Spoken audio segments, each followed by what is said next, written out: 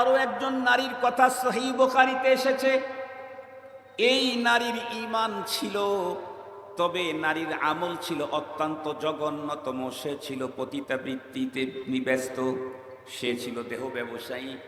এই নারী কোনো একটা দিন ওয়ান টাইম পৃথিবীর একটা ইতর প্রাণী কুকুরকে, তৃষ্ণার্ত কুকুরকে পানি পান করানোর কারণে আল্লাহ পাক রব্বুল আলামিন তাকে জান্নাতের ফয়সালা করে দিলেন।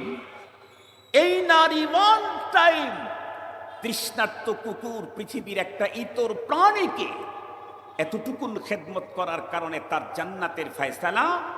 আর আগের নারী টোটাল লাইফটাই ব্যয় করলো সৃষ্টির শ্রেষ্ঠ মানুষের সেবায়, তারপরেও তার জন্য জান্নাত নাই। কারণ নেকি কম আর বেশি দিয়ে জান্নাত হয় না, জান্নাত খরিদ করতে হয় ঈমান দিয়ে। কি বলেন, কি দিয়ে? জান্নাতের মালিক আনার জন্য ঈমান দরকার, আর জান্নাতকে ডেকোরেশন করার জন্য আমল দরকার। সুবহানাল্লাহ বলেন, সুবহানাল্লাহ বলেন। জান্নাত খরিদ করার জন্য কি লাগে?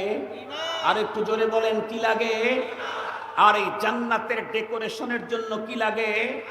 নেক আমল লাগে। মুহতারাম হাজিরিন, একজন মানুষের ঈমান আছে, নেক আমল কিছু নেই, জান্নাতটা তার আছে, তবে জান্নাতটা অনেক সুন্দর সাজানো গোছানো থাকবে না। হাদিসে পাকের মধ্যে এসেছে, এক রিওয়ায়াতে আছে, আমাদের নবীজিকে আল্লাহ পাক দাওয়াত দিয়ে তার আরশে নিয়েছিলেন। আল্লাহ পাক যদি আমাকে তৌফিক দান করেন, তার দয়া যদি শামিলে হাল হয়, তিলাওয়াতকৃত আয়াতে কারিমাকে সামনে নিয়ে গুরুত্বপূর্ণ দ্বীনি আলোচনা সংক্ষিপ্ত সময় পেশ করার জন্য চেষ্টা করব। আপনারা দোয়া করেন যাতে করে মহান রব আমাকে তথ্য সমৃদ্ধ, ইখলাসপূর্ণ এই মুহূর্তে মুসলিম উম্মার প্রয়োজনে অতীব আহাম দ্বীনি আলোচনার তৌফিক যেন আল্লাহ আমাকে দান করে। মুহতারাম হাজিরিন, লম্বা কথা হবে না, গরমের মৌসুম, আপনাদের কষ্ট আমাদেরও কষ্ট।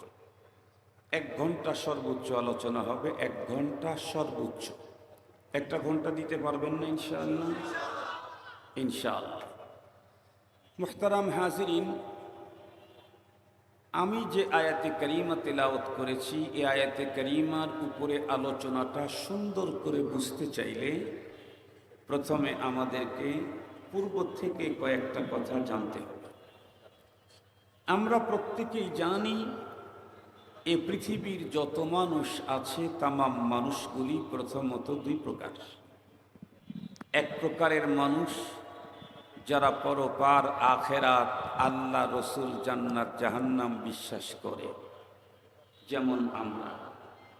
আর এক প্রকারের মানুষ যারা পরপার, জান্নাত, জাহান্নাম, আল্লাহ, রসুল, আখেরাত বিশ্বাস করে। এই পৃথিবীর যেই মানুষগুলি পরপারকে বিশ্বাস করে না, তারা পরপারের সুখ দুঃখ কোনোটাই বিশ্বাস করার প্রশ্নই আসে না। জান্নাত জাহান্নামকে বিশ্বাস করার প্রশ্নই আসে না। এই পৃথিবীর যেই মানুষগুলি পরপারকে বিশ্বাস করে এবং পরপারের সুখ দুঃখ, জান্নাত জাহান্নামকে বিশ্বাস করে, এ জাতীয় প্রতিটি মানুষ পরপারে সুখী হতে চায়। কি হতে চায়? কথা বলেন ভাই, একটু কষ্ট করেন। পরপারে সুখী হতে চায়। পরপারে যদি কোনো মানুষ সুখী হতে চায়, তাহলে তাকে জান্নাতের এরিয়ায় থাকতে হবে। পরপারে যদি কেউ দুঃখী হতে চায়, তাহলে তাকে জাহান্নামের এরিয়ায় ঢুকতে হবে। পরপারের সুখ নির্ভেজাল, পরপারের দুঃখটাও নির্ভেজাল। অর্থাৎ সুখের ভিতরে দুঃখ নাই, দুঃখের ভিতরে সুখ নেই। সুখ আর দুঃখের সংমিশ্রণ হলো এই পৃথিবী। এখানে সুখ আছে, দুঃখ আছে, আনন্দ আছে, তো আরাম আছে, ব্যারাম আছে, ভালো আছে, মন্দ আছে।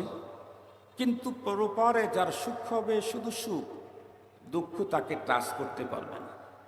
পরপারে যার দুঃখ হবে তার শুধুই দুঃখ, ওই জায়গাতে সুখ তাকে টাচ করার কোনো সুযোগ নেই। পরপারের সুখের এরিয়াকে বলা হয় জান্নাত। আর এই জান্নাতে যদি কোনো মানুষ যেতে চায়, তাহলে কোরআনুল কারীমের তেলাওয়াতকৃত আয়াতে কারিমাতে আল্লাহ পাক তাদেরকে দুইটা পুঁজি অর্জনের কথা বলেছেন। কয়টা পুঁজি? দুইটা পুঁজি। অনেক কিছু লাগবে না, শুধু দুইটা পুঁজি যদি কোনো মানুষ তার টোটাল লাইফে মাত্র দুইটা পুঁজি অর্জন করতে পারে, কোরআনে হাকিমে আল্লাহ পাকের ঘোষণা হলো, আল্লাহ বলেন তাকে আমি মেহমান হিসাবে বরণ করব স্ট্যান্ডার্ড জান্নাত, জান্নাতুল ফেরদাউস। সবচেয়ে উঁচু মানের জান্নাত, এখানে আল্লাহ পাক মেহমানদারি করবেন যে ব্যক্তির কয়টা পুঁজি আছে? দুইটা পুঁজি। অনেক লম্বা কথা না, কিন্তু গুরুত্বপূর্ণ কথা। এই দুই পুঁজি ছাড়া পরপারে কোনো মানুষ জান্নাতি হওয়ার কোনো সম্ভাবনাই নেই।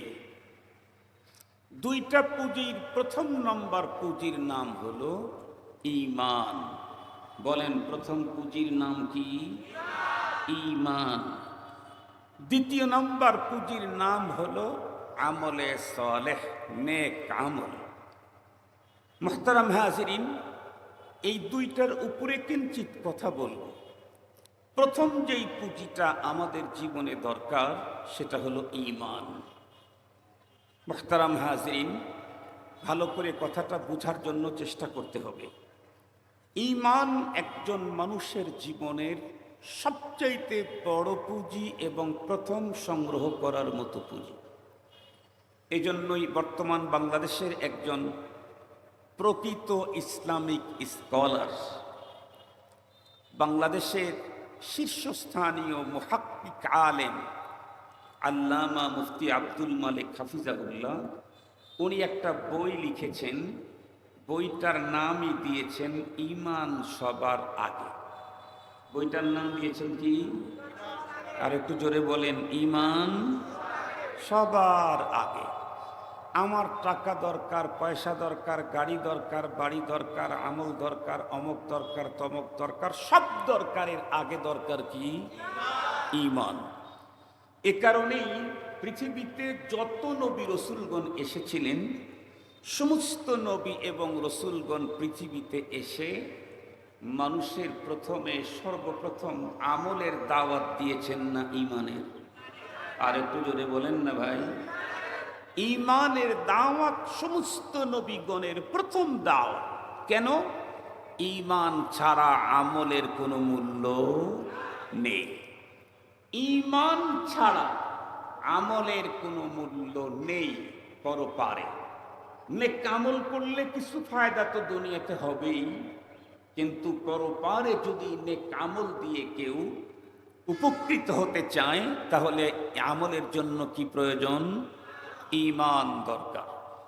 আমাদের দেশের অনেক মানুষ আছে যারা আলহামদুলিল্লাহ অনেক নেক আমল করে, অনেক নেক আমল করে, এবং অনেকেই মনে করে আমরা হুজুরদের চাইতে কম করি না। আসলে হুজুরদের চাইতে বাহ্যিক দৃষ্টিতে কম মনেও হয় না। বৃদ্ধাশ্রম সে বানিয়ে দিয়েছে, দাতব্য চিকিৎসালয় সে চালু করেছে, রাস্তাঘাট, ব্রিজ, কালভার্ট উনি করে দিয়েছেন, উনি ঘর গৃহ নির্মাণ করে দিচ্ছেন, উনি পাকা টয়লেট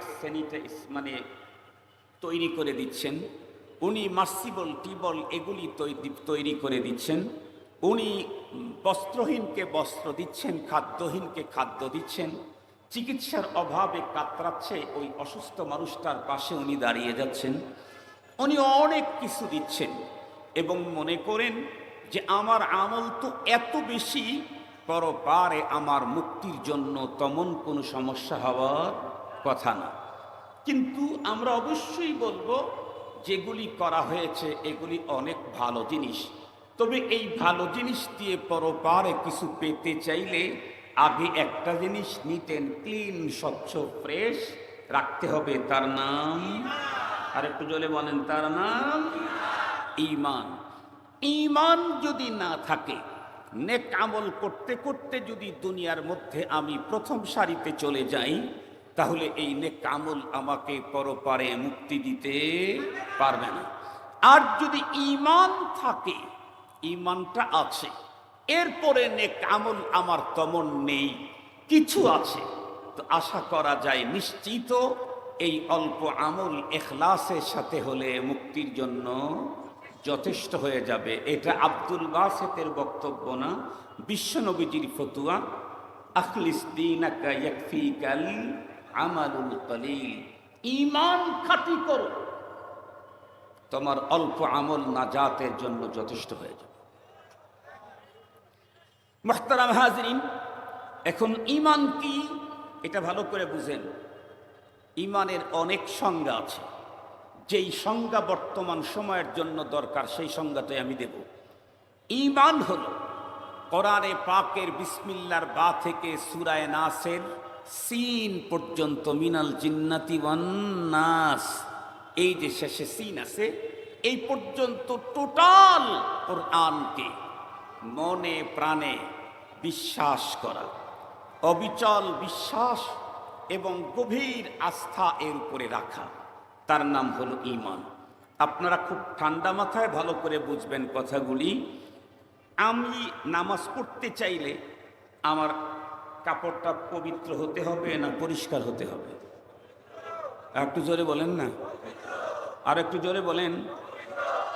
পবিত্র হতে হবে। নামাজ পড়তে চাইলে আমার কাপড়টা পবিত্র হতে হবে, এটা হলো ফরজ। পরিষ্কার হতে হবে, এটা হলো সুন্নাত। কাপড় যদি আমার অপরিষ্কারও থাকে কিন্তু পবিত্র, নামাজ হবে। কাপড় আমার একদম পরিষ্কার কিন্তু অপবিত্র, নামাজ আর একটু জোরে বলেন হবে না।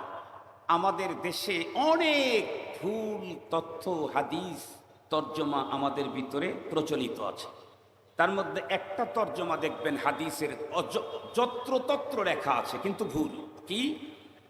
পরিষ্কার পরিচ্ছন্নতা ঈমানের অঙ্গ। নো, এটা মিথ্যা কথা, এটা মিথ্যা কথা। পরিষ্কার পরিচ্ছন্নতা ঈমানের অঙ্গ না। ঈমানের অঙ্গ হলো আত্তুহুর, পবিত্রতা ঈমানের অঙ্গ। আমি জিজ্ঞেস করতে চাই, পরিষ্কার না পবিত্রতা? পরিচ্ছন্নতা না পবিত্রতা?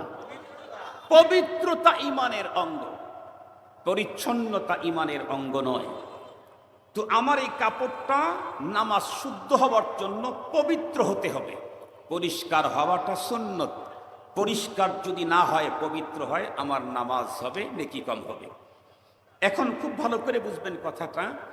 এই কাপড়টা পবিত্র হতে চাইলে ধরে নেন আমাদের এই পৃথিবীতে নাপাকি আছে 15 আইটেমের। নাপাকগুলা 15 আইটেম হয়। যেমন মানুষের পেশাব পাক না নাপাক, পায়খানা নাপাক, রক্ত নাপাক, তারপরে কি বলে পুষ পানি শরীর থেকে যেগুলি বের হয় এগুলি নাপাক, বমি মুখ ভরিয়া হলে এটাও নাপাক। এরপরে মানুষের বিশেষ অঙ্গ থেকে কিছু বের হয়, মজি, ওদি, মণি, নারীদের আরও কিছু বের হয়, সবগুলি নাপাক। গরুর পায়খানা পেশাব নাপাক। এই জাতীয় ধরেন 15টা আইটেম আছে নাপাকি। এই কাপড়টা পবিত্র হওয়ার জন্য সবগুলি নাপাকি থেকে কাপড়টা সেফ যখন থাকবে তখন কাপড়টা পাক হবে। কিন্তু নাপাক হওয়ার জন্য কয় আইটেম লাগতে হবে? 15 আইটেম। 7.5টা, 3টা, কয়টা? এক প্রকার নাপাকি লাগলেই পুরা কাপড় নাপাক না কিছুটা নাপাক? আর একটু জোরে বলেন। ঈমানদার হতে চাইলে কোরআনুল কারীমের বিসমিল্লাহর বা থেকে সূরায়ে নাসের সিন মিনাল জিন্নাতি ওয়ান নাস পর্যন্ত পুরাটার উপরে অবিচল আস্থা এবং বিশ্বাস স্থাপন করতে হবে, তাহলে মুমিন হওয়া যাবে। আর কাফের হওয়ার জন্য পুরা কোরআন অবিশ্বাস করা দরকার নাই, কোরআনে পাকের একটা আয়াত অবিশ্বাস করা দরকার নাই, কোরআনে পাকের একটা শব্দ অস্বীকার করলেই পুরা কাফের হয়ে যায়। এই জন্যই তো তামাম পৃথিবীর সমস্ত উলামায়ে কেরামের ঐক্যমতের ফতোয়া, কাফের কাফের কাদিয়ানি কাফের। কাদিয়ানি তো কোরআন পড়ে, কোরআন মানে, কাফের হইল কেমনে? বলে কোরআনে পাকের একটা ছোট্ট জায়গা মানে না, ওয়া খাতামান নাবিয়্যিন এটা মানে না, টোটাল কোরআন মানে। খাতামান নাবিয়্যিন কোরআনের এই অংশটা মানে না। এজন্য তাম পৃথিবীর সমস্ত আলেমদের ঐক্যমতের ফতুয়া কাফের কাফের কাদিয়ানি কাফের। কাদিয়ানি কোরআনে পাকের এতটুকুন অংশ না মানার কারণে যদি কাফের হয়, আমি পুরা কোরআন মানি কিন্তু এই যুগে নারীরা পর্দা করতে পারবে না ইউনিভার্সিটিতে পড়তে চাইলে, এই জাতীয় কথা বললে আমি যতই তাহাজ্জুদ পড়ি আর আউয়াবিন পড়ি, ইশরাক পড়ি, হজ করি আর যাকাত দেই, আমিও ঈমানের এরিয়ার বাইরে। আমি যদি বলি এই যুগে সুদ ঘুষ এগুলি আর বন্ধ করা সম্ভব না, এগুলিকে অনুমোদন দেওয়া হোক, বৈধকরণ করা হোক, তাহলে আমি দৈনিক 1000 খতম কোরআন পড়লেও আমি কাফের। শরীয়তে সুদ ঘুষকে স্পষ্ট হারাম করেছে, সেইটাকে যদি কেউ হালাল মনে করে তাহলে সে কাফের।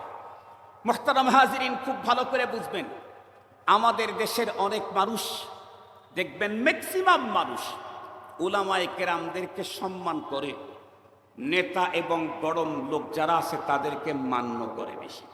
ঠিক বললাম না ভুল বললাম? বিশ্বাস না হয় একই আসনে এক হুজুরকে দাঁড় করায় দেন আর একজন রাজনৈতিক নেতাকে দাঁড় করান, দেখবেন নামাজে হুজুরকে মানলেও রাজনীতির ময়দানে হুজুরকে মানতে রাজি নাই।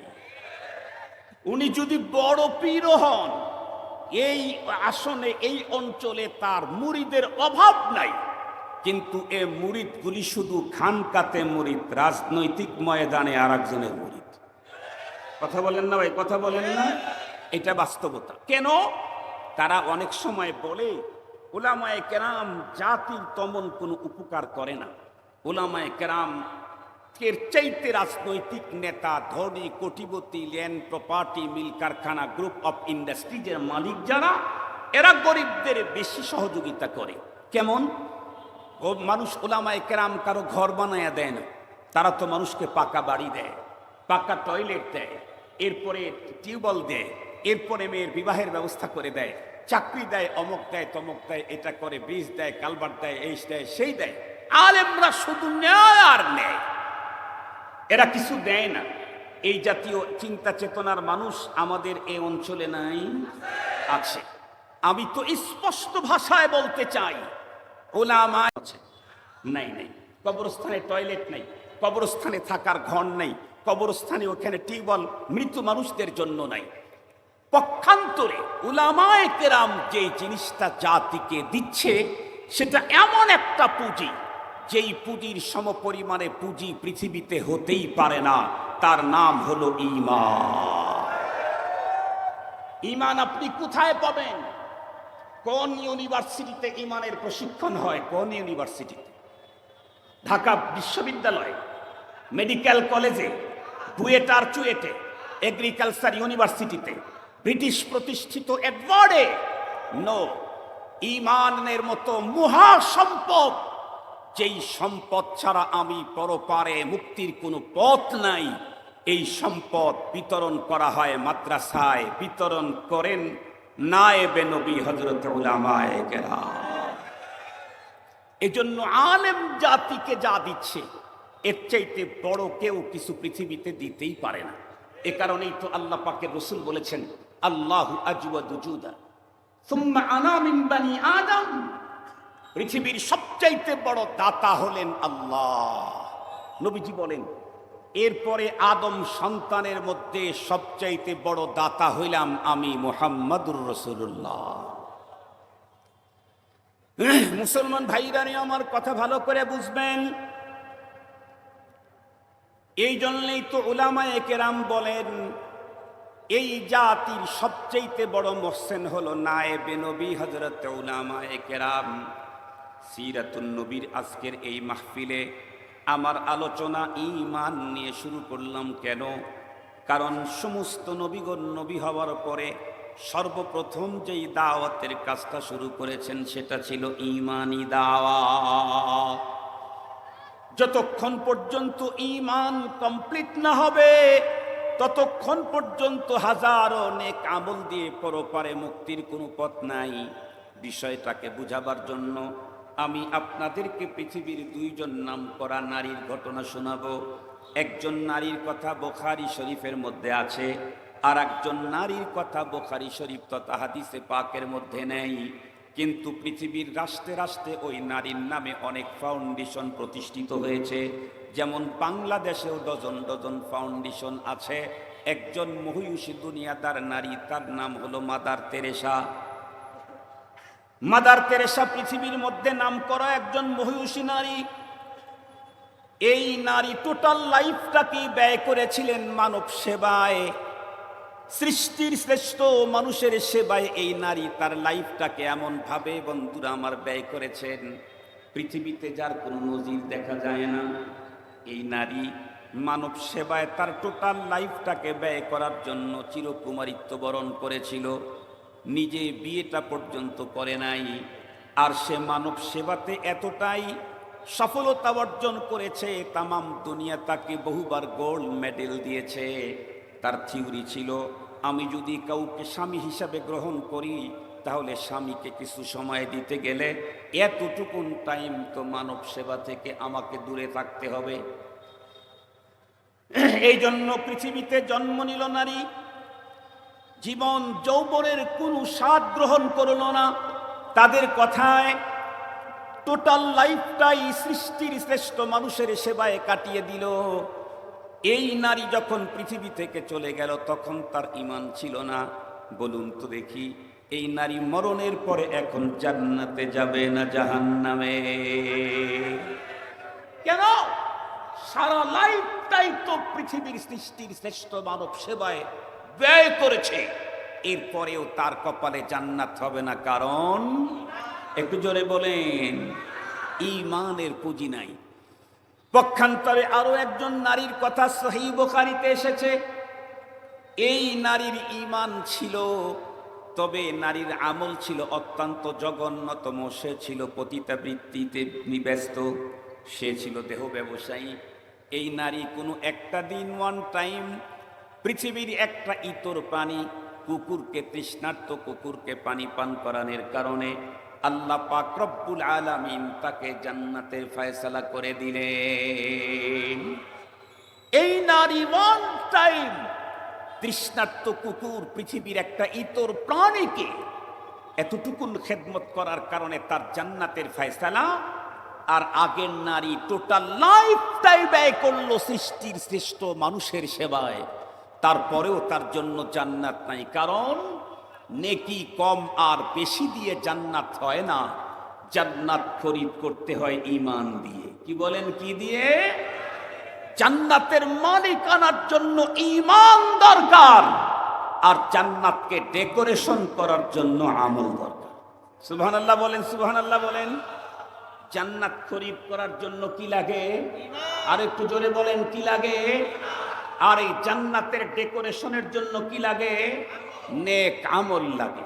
মুহতারাম হাজিরিন, একজন মানুষের ঈমান আছে, নেক আমল কিছু নেই, জান্নাতটা তার আছে, তবে জান্নাতটা অনেক সুন্দর সাজানো গোছানো থাকবে না। হাদিসে পাকের মধ্যে এসেছে, এক রিওয়ায়াতে আছে, আমাদের নবীজিকে আল্লাহ পাক দাওয়াত দিয়ে তার আরশে নিয়েছিলেন। কথা বলেন না? আমাদের নবীজিকে আল্লাহ পাক দাওয়াত দিয়ে তার আরশে নিয়েছিলেন। যেই রাত্রে আল্লাহ পাকের রসুল আল্লাহর আরশে গিয়েছিলেন, ওই রাত্রের ওই সফরের নাম, আর একটু জোরে বলেন, মেরাজ। মেরাজের রাত্রে আমাদের রসুলকে আল্লাহ পাক তার আরশে ডেকে নিয়েছিলেন। আরশে ডেকে নিয়ে আল্লাহ পাক জান্নাত দেখাইছেন, জাহান্নাম দেখাইছেন।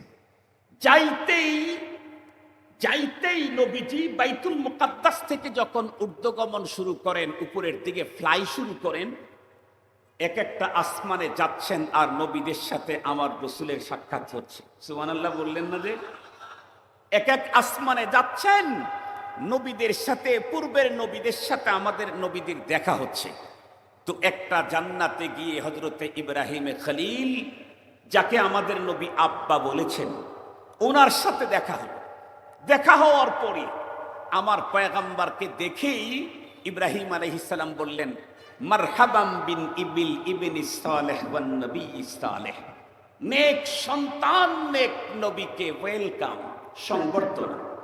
অনেক কথা হলো ইব্রাহিম আলাইহিস সালামের সাথে আমার নবীজির, অনেক কথা হলো। এক পর্যায়ে ইব্রাহিম পয়গম্বর আমার নবীজিকে জানায় দিলেন, এই বেটা পয়গম্বর, এই বেটা পয়গম্বর, মনে রেখো, উম্মতকে জানায় দিও, আল জান্নাতু কিয়ান, জান্নাত হলো একদম খালি খোলা মাঠ, নেই কোনো ঘর বাড়ি, নেই কোনো গাছপালা। তো তাহলে কি করতে হবে? বলে এইখানে ডেকোরেশন করতে চাইলে দুনিয়াতে বেশি বেশি নেক আমল করতে হবে। সুবহানাল্লাহ বলবেন কি একটু কষ্ট করে? একজনের 2 তলা বিল্ডিং তৈরি করতে 3 কাঠার উপরে খরচ হয় হলো 20 লাখ, আর একজনের ডেকোরেশনেই খরচ হয় 1 কোটি। ঠিক বললাম না? ঠিক বললাম? বলুন তো দেখি কারটা উন্নত? যার ঘর বানাইতে 20 লাখ লাগছে তারটা উন্নত, নাকি যার একটার ডেকোরেশনেই খরচ হয়েছে 2 কোটি তারটা উন্নত? যারটা যত বেশি টাকা লাগিয়েছে তারটা তত উন্নত ডেকোরেশন হয়েছে। আমি আপনি যদি চাই এই ক্ষণস্থায়ী জীবনে ঈমানের মাধ্যমে জান্নাতের মালিকানা নিয়ে জান্নাতটাকে সাজাবো, তাহলে বেশি থেকে বেশি নেক আমল করা দরকার। জোরে বলেন, বেশি থেকে বেশি নেক আমল করা দরকার। নেক আমল কাকে বলে এই প্রসঙ্গটা আপনাদের খেদমত একটু বলেই ইনশাআল্লাহ, বলেছি 1 ঘন্টা হয়ে গেলে আমার আলোচনাও শেষ হয়ে যাবে ইনশাআল্লাহ। নেক আমল বলা হয় ওই আমলকে, ওই কাজকে, যেই কাজ করলে নেকি পাওয়া যায়। যেই কাজ করলে নেকি পাওয়া যায় সেই কাজকে কি বলে? নেক আমল। এখন কথা হলো, কোন কাজে নেকি পাওয়া যায়? কোন কাজে নেকি পাওয়া যায়? একেবারে সহজ বাংলা হিসাব, যেই কাজে আল্লাহর হুকুম নবীর তরিকা থাকে সেই কাজ নবীর তরিকায় করলেই নেকি পাওয়া যায়। সুবহানাল্লাহ বলবেন কি? এখন আমি জিজ্ঞাসা করতে চাই, সিরাতুন নবীর মাহফিলে আর মিলাদুন নবী মানে হলো নবীজির জন্ম, সিরাতুন নবীর অর্থ হলো নবীজির কর্ম। সিরাতুন নবীর অর্থ কি বলেন? আজকে আমাদের আলোচনার মাহফিলটা মিলাদুন নবী না সিরাতুন নবী? তাহলে নবীজির জন্ম সম্পর্কে বলবো না কর্ম সম্পর্কে বলবো? কর্ম সম্পর্কে বললে সিরাতুন নবী হবে, জন্ম সম্পর্কে বললে মিলাদুন নবী হবে। আজকের মাহফিলটা নবীজির কর্ম নিয়ে আলোচনা। তা আমরা সহজ কথাই বলি, নবীজি তার জীবনে কি খানা খেয়েছেন? আর একটু জোরে বলেন। খেয়েছেন তো খেয়েছেন। কাফের মুশরিকেরা, সেই যুগের কাফেরেরা বলতো, মা লিহাদার রাসূল ইয়াকুলুত তুআম ওয়া ইয়ামশি ফিল আসওয়াক, ইনি আবার নবী হইলেন কেমনে? আমাদের মতোই খায়, বাজারে যায়, স্ত্রী আছে, বাচ্চা কাচ্চা হয়, উনি নবী হলেন কেমনে? আল্লাহ পাকের কোরআন আল্লাহ তাআলা কি বলেন? কুল লাউ কানা ফিল আরদি মালাইকাতুন ইয়ামশুনা মুতমাইন্নিনা লানাজ্জালনা আলাইহিম মিনাস সামা লানাজ্জালনা আলাইহিম মিনাস সামাই মালাকার রাসূলা। ওগো রাসূল, আপনি বলেন, এই পৃথিবীর বসবাসকারী যদি ফেরেশতা হতো তাহলে তাদের হেদায়েতের জন্য, বার্তা পৌঁছাবার জন্য আমি ফেরেশতাকে নবী হিসাবে পাঠাইতাম।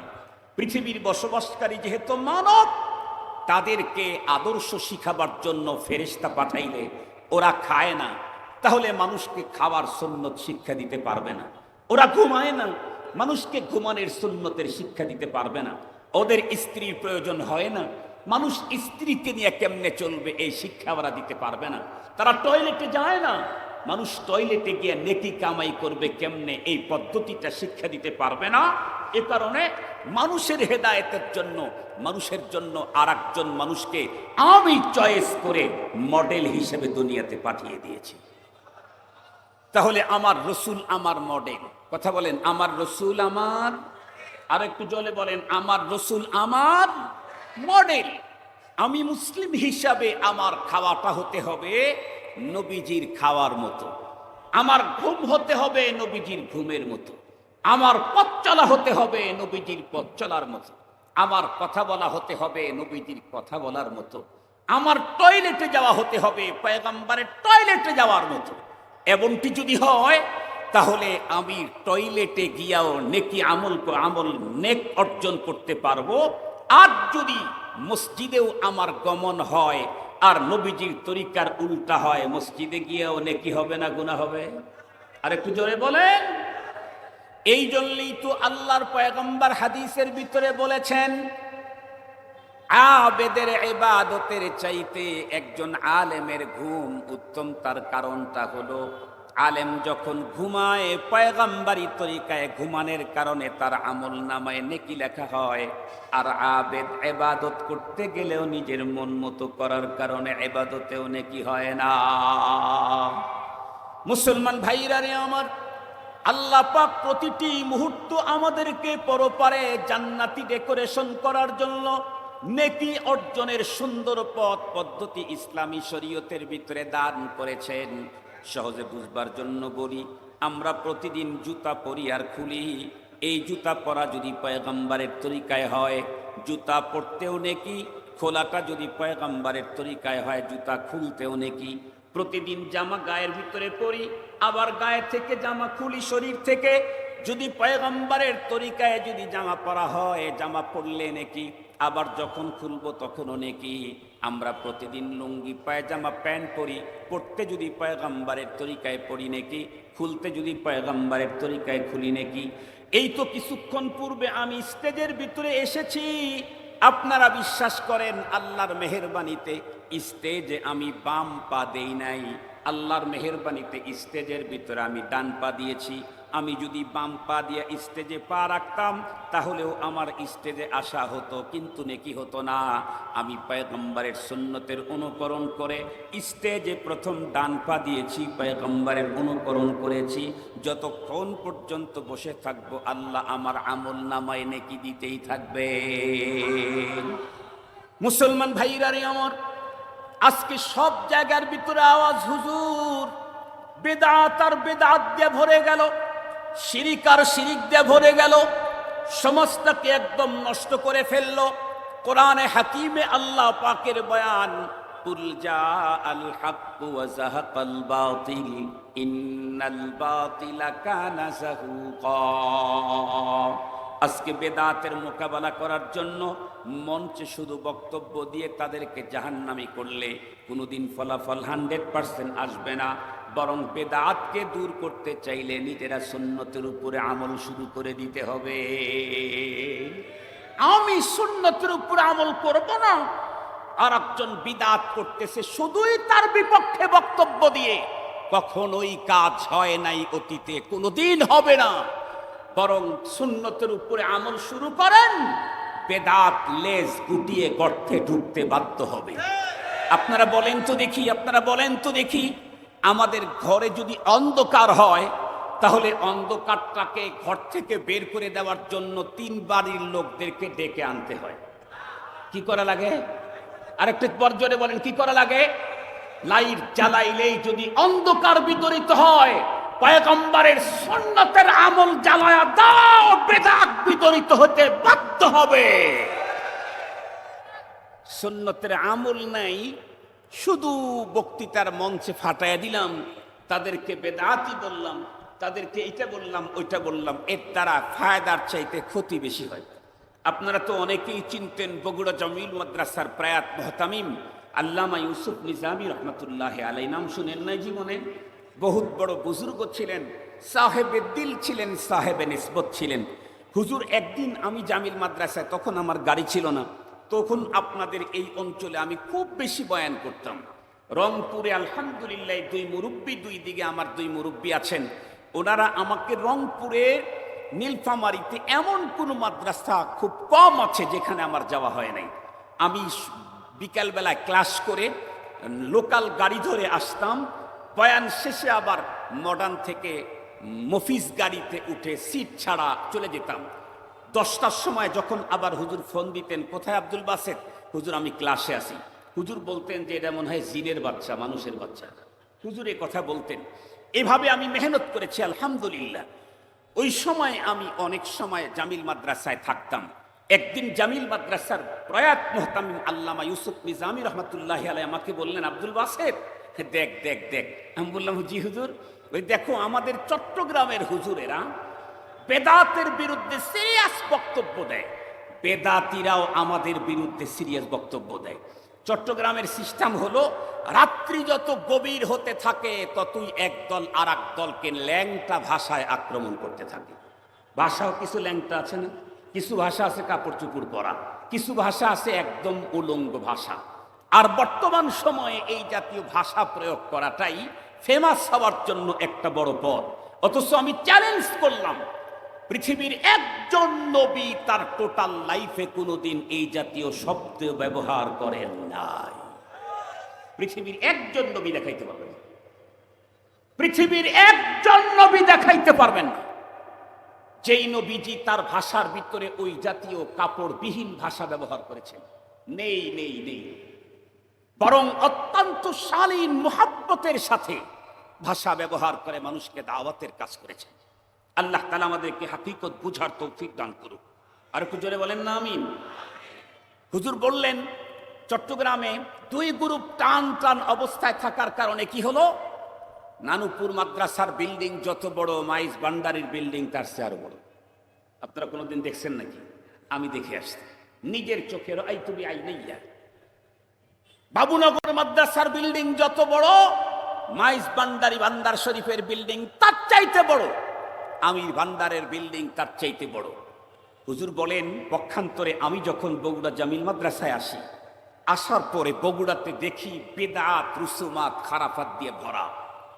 মিলাদ কিয়াম তো আছেই আছে, আরো জঘন্য জঘন্য কাজ আছে। হুজুর বলেন আমি চিন্তা করলাম দুই দিক থেকে ফতুয়াবাজি করলে দুই দিকের বিল্ডিং বড় হয়, তো বড় করে লাভটা কি, একসঙ্গে হওয়া যায় কিনা? হুজুর বলেন আমি তখন, আমাকে মানুষ চাইবো, আমি ওদের মিলাদ মাহফিলে দাওয়াত দিলে আমি যাইতাম, যাওয়ার পরে ওরাই মিলাদ পড়াইতো, আমি ওখানে বসে থাকতাম, আমি আমার মতোই করতাম।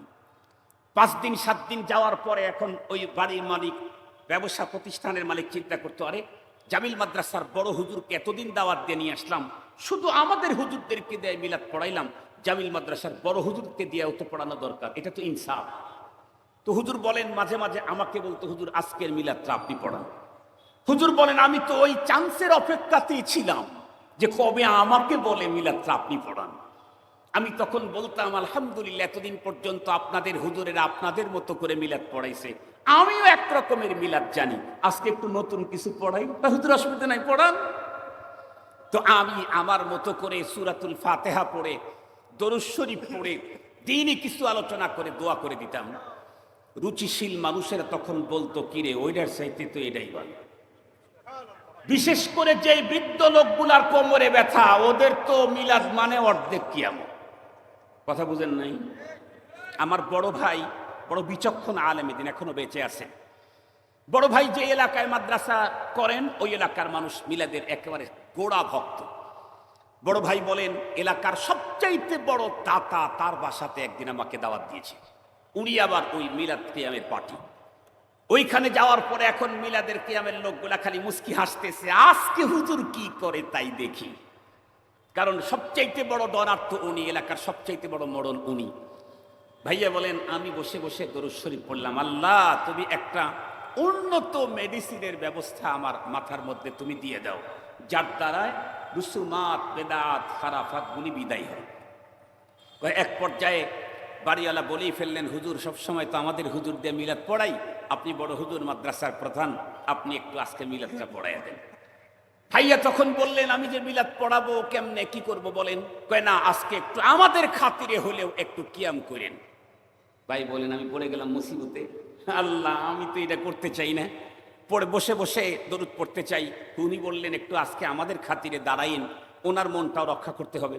দরুদ শরীফ পড়ে কিছুক্ষণ পরে ইয়া নবী সালাম আলাইকা ওইটা আর না বলে আর একটা শব্দ বলে বললাম, তাহলে আমরা এখন এতক্ষণ বসেছিলাম, এখন একটু দাঁড়ায় দরুদ শরীফ পড়ি। দাঁড়ায় দরুদ শরীফ পড়া শুরু করলাম, 20 মিনিট যায়, 30 মিনিট যায়, 1 ঘন্টা যায়, আর বসি না। তখন তো যুবকের তুলনায় বৃদ্ধ লোকেরা মিলাদ মাহফিলে বেশি উপস্থিত হইত, তাদের কোমরে আর কুলায় না। এক পর্যায়ে ঘন্টা খানিক পর্যন্ত দাঁড়িয়ে দাঁড়িয়ে দরুদ পড়ার পরে বলতেছে, হুজুর একটু মেহেরবানি করে বসেন, আর আর কোমরে কুলাইতেছেন। ভাইয়া বলেন, আমি তখন জিজ্ঞাসা করলাম, তাহলে আমাকে দাঁড় করাইতে বললেন কেন, দাঁড় হইতে বললেন কেন? বলে, নবীজি আসেন তো, এই জন্য তার সম্মানে দাঁড় হতে বলেছিলাম। ভাইয়া বললেন, নবীজি তো এখনো যায় নাই, এই জন্য বসতে লজ্জা লাগতেছে, তাই দাঁড়াইয়াই থাকতে হবে। নবীজি আসার কারণে যেহেতু দাঁড়ালেন, ইজ্জত করেছেন, ভালো কথা। নবীজি চলে যাওয়ার আগে বসা বেয়াদবি না?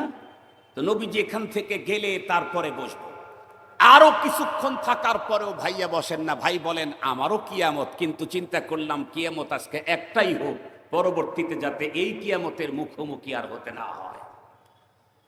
মুসলমান ভাইরারে আমার, যেই কথা বলতেছিলাম, অত্যন্ত সুন্দর সাবলীল ভাষায় আল্লামা ইউসুফ নিজামী রহমাতুল্লাহ আলাইহি বলেন, বাবা আমি যখন তাদের মিলাদ মাহফিলের ভিতরে উপস্থিত হলাম, শিরকত করলাম, দিন দিন রপ্তা রপ্তা তাদের অন্তরে আমার মোহাব্বত পয়দা হয়ে গেল।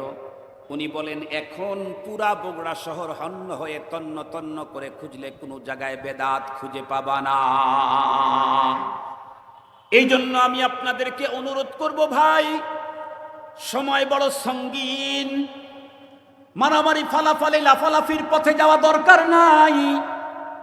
আমি তাওহীদে খালেসের দাওয়াত দিতে থাকি, শিরকের যত পথ পদ্ধতি আছে এমনিতেই বন্ধ হয়ে যাবে ইনশাআল্লাহ। আমি নিজে সুন্নতের উপরে চলতে থাকি, বেদাত লেজ গুটিয়ে গর্তের ভিতরে ঢুকতে বাধ্য হবে ইনশাআল্লাহ।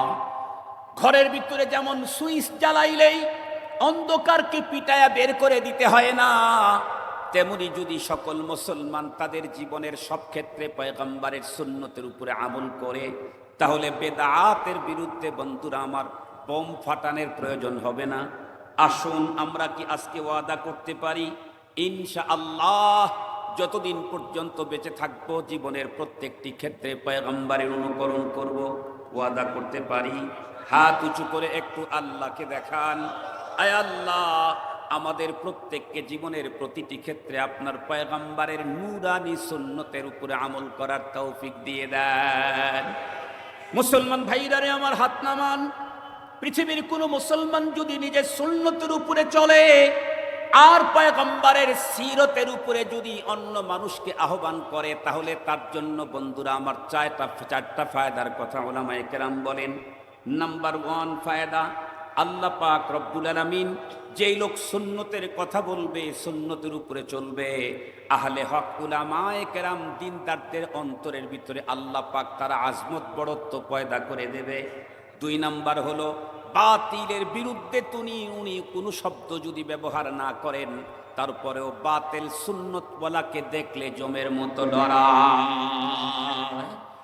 3 নাম্বার হলো, মুসলমান যারা সুন্নতের কথা বলে, সুন্নতের উপরে জীবন গড়ে, আল্লাহ পাক রব্বুল আলামিন তাদের রিজিকের ভিতরে এত ওয়াসাআত দান করে দেন, মিন হাইসু লা ইয়াহতাসিব মিন হাইসু লা তাহতাসিব, জীবনে ভাবতেই পারে না। আল্লাহ পাক এমন জায়গা থেকে সম্মানের ইজ্জতের রিজিক আল্লাহ পাক তাদেরকে পৌঁছান। 4 নাম্বার বড় কাজ যেটা হবে, আমি যদি আমার টোটাল লাইফটাকে বিশ্ব নবীর সিরতের অনুকূলে যদি আমি আমার লাইফ কাটাই, 4 নম্বরে যেই মর্যাদা আল্লাহ পাক আমাকে দান করবেন, সেটি হলো মৃত্যুর মুহূর্তে আল্লাহ পাক আমাকে ঈমানের মহান সম্পদ দান করে দিবে। তাহলে বলতেছিলাম, মুসলমান একজন মানুষ পরপারের জীবনে জান্নাতি হতে চাইলে কয়টা পুঁজি লাগে? যেন কয়টা পুঁজি? 2 পুঁজির প্রথমটার নাম হলো ঈমান। আপনারা জানেন, যেই পুঁজি যত বেশি দামি হয়, ওই পুঁজি চুরি করার জন্য বন্ধুরা আমার, লুণ্ঠন করার জন্য চোর আর ডাকাতের আমদানি কম হয় না বেশি হয়? আর একটু জোরে বলেন, চোর আর ডাকাতের আমদানি কম হয় না বেশি হয়? আজকে তামাম দেশের ভিতরে ঈমান নামক মহাসম্পদকে চুরি করার মতো চোরের অভাব নাই, লুণ্ঠন করার মতো ডাকাতের অভাবও আমাদের বাংলাদেশে কম নাই। ঈমান চুরি করতে এসেছে আমার সবচেয়ে বড় সম্পদ, আমার নেক আমল লুণ্ঠন করতে এসেছে, ঈমান লুণ্ঠন করতে এসেছে। ইমানের চোর, ইমানের ডাকাত থেকে আমাকে সজাগ থাকতে হবে, ইমানের পরিচর্যা করতে হবে, ইমানের উপরে টোটাল লাইফটাকেই কাটাইতে হবে। আমি যদি অনেক কষ্ট করেও শুধু ইমানের উপরে জীবনটাকে নিতে নিতে নিতে নিতে মৃত্যুর মুখে পতিত হতে পারি, তাহলে আমার জন্য কোরআনে হাকিমে বড় সুসংবাদ আছে। আল্লাহ পাক রব্বুল আলামিন বলেন, ইন্নাল্লাযীনা ক্বালু রাব্বুনাল্লাহু সুম্মা ইসতাকামু তাতানাজ্জালু আলাইহিমুল মালাইকা আল্লা তাখাফু ওয়া লা তাহজানু ওয়া আবশিরু বিল জান্নাতিল্লাতী কুনতুম তুআদুন। যে মানুষগুলি তার টোটাল লাইফে ঈমানকেই শুধু ধারণ করেছে, তেমন কিছু অর্জন করতে পারে নাই, এই ঈমানের উপরে ঝড় আসছে, সাইক্লোন আসছে, ঘূর্ণিঝড় আসছে, মুরতাদ নাস্তিকদের হাজার রকমের আক্রমণ আসছে, কিন্তু কোনো কিছুতেই সে ঈমান থেকে ইচ্যুত হয় নাই। এই অবস্থাতে মৃত্যুর মুখে পতিত হলেই আজরাইল আলাইহিস সালাম জান কবজ করতে এসে আমার সাথে সখ্যতা গড়ে তুলবে। সুবহানাল্লাহ বলেন, সুবহানাল্লাহ বলেন। আজরাইল আমাকে মৃত্যুর আগে বলবে, লা তাখাফু ওয়া লা তাহজানু, ভয় কিসের, পেরেশানি কিসের? 20 তলা বিল্ডিংটা রেখে দিতে তুমি ভয় পাচ্ছ, তাহলে একটু সামনের দিকে তাকায় দেখো, তোমাকে যেখানে নেব সেই জায়গাটা কয় তালা? জান্নাতের নাজারা আল্লাহ তাআলা করায় দিবেন। জান্নাত দেখতে দেখতে লোকটা দুনিয়া থেকে বিদায় নেবে।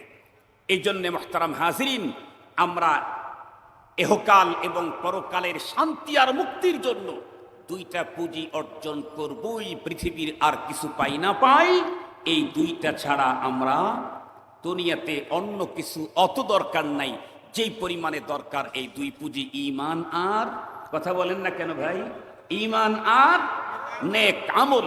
নেক আমল আপনি একা একা শিখেন না, উলামায়ে কেরামের কাছ থেকে হাতে কলমে নেক আমলের তালিম আপনারা নিবেন ইনশাআল্লাহ। আল্লাহ পাক এই দুই মহান পুঁজি যদি আমাদেরকে অর্জন করার তৌফিক দান করেন, চক্ষু বন্ধ হবে তো সুখ আর শান্তির জীবন শুরু হয়ে যাবে। মুহতারাম হাজিরিন, আমি আমার আলোচনাকে আর দীর্ঘায়িত করতে চাই না। বিশ্বনবী সাল্লাল্লাহু আলাইহি ওয়াসাল্লামের সিরতের প্রোগ্রামে এসে বসাটাও যেন সুন্নত তরিকায় হয়, শোনাটাও যেন সুন্নত তরিকায় হয়। এখান থেকে যাওয়ার পরে আমার চলা বলা খাওয়া যেন পয়গম্বরের সিরত অনুযায়ী হয়, তার কর্ম অনুযায়ী আমার কর্ম হয়। আল্লাহ পাকে তৌফিক আমাদেরকে দান করুক। আর একটা ঘোষণা আপনাদেরকে শোনাচ্ছি, আমার খাওয়াকে ইবাদতে পরিবর্তন করতে চাইলে সুন্নত মোতাবেক হতে হবে। আমার কাছে একটা সুন্নতের কমপ্লিট গাইড আছে। আমার কাছে আমার পীর ও মুর্শিদ আরিফ বিল্লাহ অধ্যক্ষ মিজানুর রহমান চৌধুরী হাফিজাহুল্লাহর লেখা তালিমুস সুন্নাহ পর্যন্ত, কবরে লাশকে শোয়াবেন এখানে সুন্নত তরিকাকে ওটা লেখা আছে। আপনি সফরে যাবেন তখন সুন্নত কি কি কাজ এটা ওখানে লেখা আছে। আলিমের জন্য যেমন দরকার, তালিবুল ইলমের জন্য দরকার, সাধারণ পাবলিকের জন্য দরকার, অনেক বড় ইংরেজি শিক্ষিত তার জন্য দরকার। ওখানে অনেক কিতাব মন্থন করে পয়গম্বরের সুন্নতগুলাকে বড় কষ্ট করে একত্রিত করা হয়েছে। আমার এদিকে কালো গাড়ি রাখা আছে, ওই গাড়িতে আপনারা পাবেন একটা মোটা, এটা তালিমুস সুন্নাহ 350 টাকা দাম নিবে। আর একটা শর্ট করে মাদ্রাসার নেশাব করার মতো উপযুক্ত করে তৈরি করা হয়েছে নেশাবে তালিমুস সুন্নাহ, ওই কথাগুলি শর্ট করে এখানে বর্ণনা করা হয়েছে। এটা মাত্র 150 টাকা নিবে। যাদের সুযোগ আছে একটা কিতাব আপনারা খরিদ করবেন, রংপুরে পাবেন না, ওই ঢাকায় যেতে হবে বাংলা বাজারে কেনার জন্য, সব জায়গায় পাওয়া যায় না। আমি কষ্ট করে এই কিতাবটা সারা দেশে নিয়ে যাই, যার কারণ একজন মানুষের ঘরে যদি এই কিতাবটা ঢোকে আর ফ্যামিলির সকল সদস্যকে নিয়ে দৈনিক একবার 10টা মিনিট যদি প্রতিদিন তালিম করে, 1 বছরের মাথায় দেখা যাবে এই ঘরের ভিতরে সুন্নতের গ্রাম বের হয়ে যাচ্ছে, সুন্নতের নূর এই ফ্যামিলিতে ঢুকে গেছে। আমাদের জীবনের সবচাইতে বড় টার্গেটের অন্যতম একটা হলো জীবনকে সুন্নত দিয়ে সাজানো। আল্লাহ পাক আমাদের সকলকে আলোচিত কথা বুঝা, এর উপরে আমল করার তৌফিক দান করুক। উলামায়ে কেরামের এই মজলিসকে আল্লাহ তাআলা কবুল করুক, তাদের এই মেহনতকেও আল্লাহ তাআলা কবুল করুক। রফতা রফতা এই মেহনতের দ্বারায় এলাকার সকল মানুষের অন্তরে সহি ঈমান, সহি নেক আমলের আল্লাহ তাআলা জজবা পয়দা করে দিক। বেদাত, রুসুমাত, খারাফাত, শিরিক যা আছে, কুফর, নেফাক, সবগুলি থেকে আল্লাহ তাআলা মুসলমানদের দিল ঈমানকে আল্লাহ তাআলা হেফাজত করুক। ওয়া আখিরু দাওয়ানা আনিল হামদুলিল্লাহি রাব্বিল আলামিন।